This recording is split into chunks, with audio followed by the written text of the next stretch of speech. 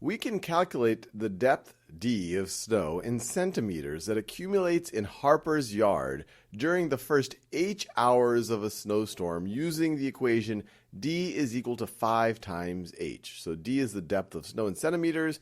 H is time that elapses in hours.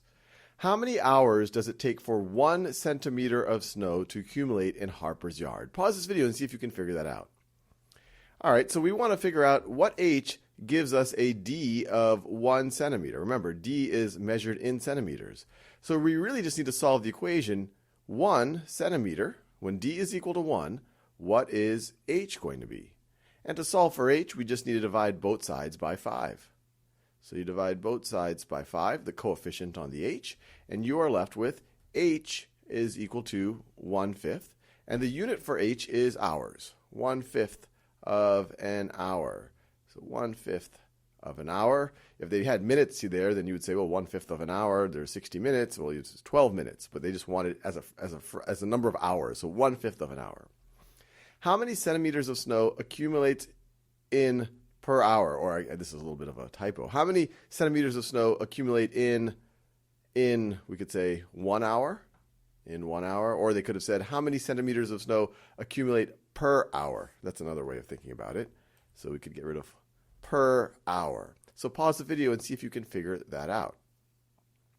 Well, there's a couple of ways to think about it. Perhaps the easiest one is to say, well, what is d when h is equal to 1? And so we could just say d when h is equal to 1, when only 1 hour has elapsed, well, it's going to be 5 times 1, which is equal to 5, and our units for d are in centimeters. So 5 centimeters. Let's do another example. Betty's Bakery calculates the total price d in dollars for C cupcakes using the equation d is equal to 2C. What does 2 mean in this situation? So pause this video and see if you can answer this question. So remember, d is in dollars for C cupcakes. Now, one way to think about it is, what happens if we take d is equal to 2 times C? What happens if we divide both sides by c? You have d over c is equal to 2. And so what would be the units right over here? Well, we have dollars, d dollars, over c cupcakes. So this would be $2, because that's the units for d, per cupcake. Dollars per cupcake. This is the unit rate per cupcake. How much do you have to pay per cupcake? So which of these choices match up to that? The bakery charges $2 for each cupcake. Yeah, $2 per cupcake. That looks right. The bakery sells 2 cupcakes for $1. No, that would be 2 cupcakes per dollar, not $2 per cupcake.